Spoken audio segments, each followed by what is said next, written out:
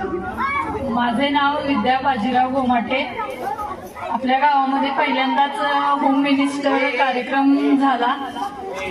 गावामध्ये कधी कुठल्या खेळात किंवा कधी असे कार्यक्रम झाले नाही। पहिल्यांदाच होम मिनिस्टर हा मोठा कार्यक्रम गावकऱ्यांनी घेतला, त्याबद्दल त्यांचे खूप खूप आभार।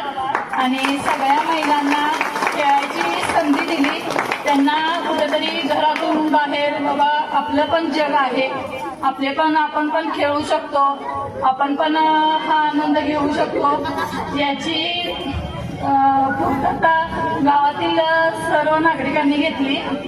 आणि होम मिनिस्टरचे